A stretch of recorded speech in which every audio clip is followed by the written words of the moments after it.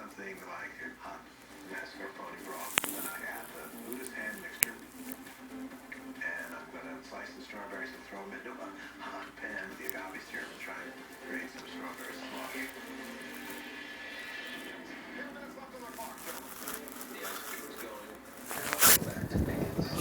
Chop up the Buddha's hand into like little matchsticks, and I get orange liqueur, and I put the starnies right in there and let it marinate. These guys are fighting for a chance to get into the final round of this tournament to win $50,000 for their charity. They're working hard for this. I really find it refreshing to people that are not culinary professionals. Yeah. They just go for it.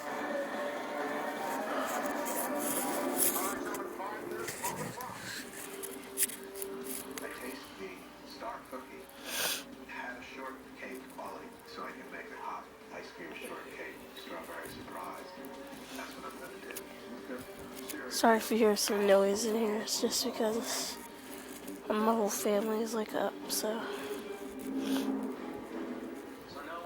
Sorry about the glare too. Try my best to get it out. The ice cream texture is terrible. I am losing a lot of time with this song, so I'm really worried. And I still don't know what I'm gonna do with the cookies. Finally, I come up with an idea of making like a crumble. In the saute pan, I'm gonna put butter, tequila, and the cookies. All right, gentlemen, here's your 2-minute warning. I'm plating, and the strawberries, they're just kind of sliding down, and the cookies are sliding into the broth. And I'm going to pretend that all of this was what I meant to do. I plate the slaw and the ice cream. And got the crumbs on top. 1 minute left. And I remember the Buddha's fingers, and I slide those behind. By the time I finish, the Buddha's giving me the finger. And the dessert round is rapidly nearing an end. 10, 9, 8, 7, 6, 5, 4, 3, 2, 1. Time's up.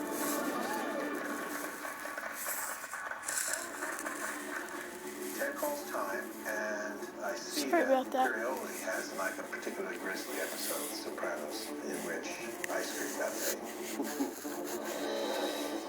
I'm just thinking, you made a big mistake.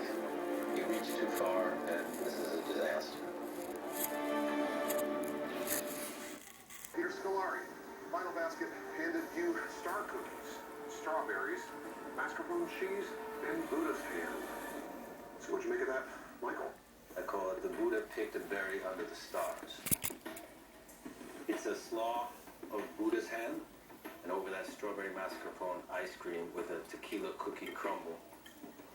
Obviously, it's inspired by the Buddha's hand, and I just had that image of him picking the strawberries and the star cookie. I love the use of the star anise. It's such a lovely sweet spice. And you add extra butter to the sugar cookies? Great. Butter. It gives it a nice buttery flavor to it. The one thing that I did not care about much was the Buddha's hand, which is soaked in Orange liqueur. I wish you had just reduced the orange liqueur, because when I have a bite of this, boom, it hits me. The ice cream, it has that slightly overturned, confused quality, and the texture that results is just not, it's not ice creamy to me. Those star cookies were actually very fun, but you know, we have to be careful when we put whole spices in. Michael, thank you. Thank you. Finally, Peter. We're calling it a star cookie strawberry shortcake in a warm mascarpone broth. It's somewhere between a creamsicle and a key lime pie. It's wacky. Yeah, but I like the taste a lot. I mean, it tastes a little bit like lemon curd, but more complicated. But proportion-wise, a little too much soup for everything else. Yes.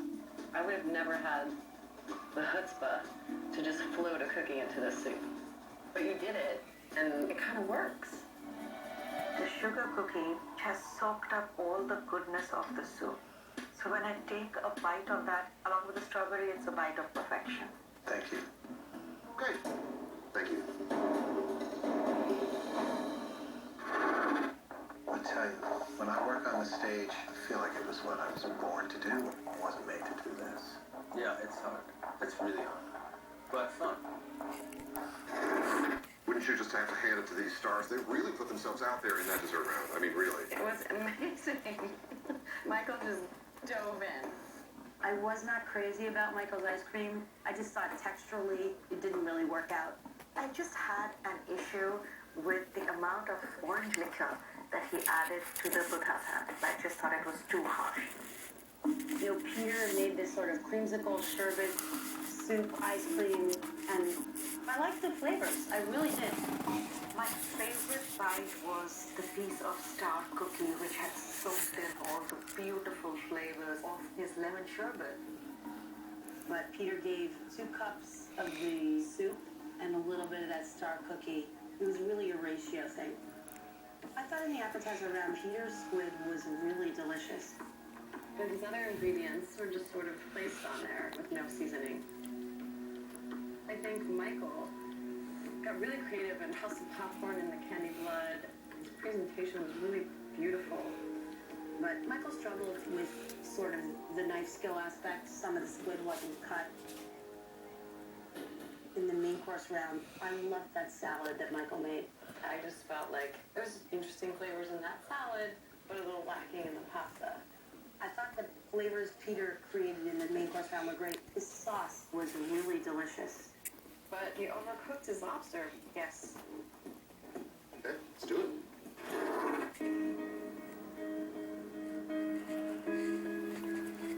I think Peter edged me out in this dessert, so I think it'd go either way pretty easily.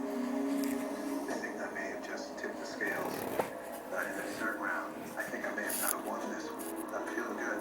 Peter Scolari, Michael Imperioli. Only one of you can return for the grand finale of our celebrity tournament. So, whose dish is on the chopping block?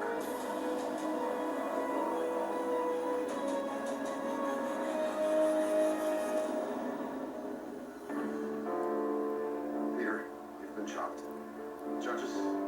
Peter, the appetizer, the popcorn, the kale kind of fell by the wayside. And in the main course round, the lobster was really overcooked. Yes, right.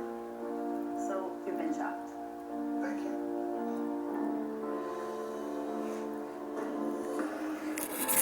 I didn't expect to get this far. I didn't expect to prepare food as well as I did.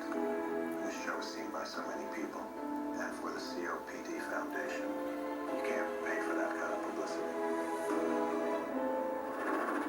And that means, Michael Imperioli, that you are the Chopped champion, and you've secured the last spot in our Tournament of Stars.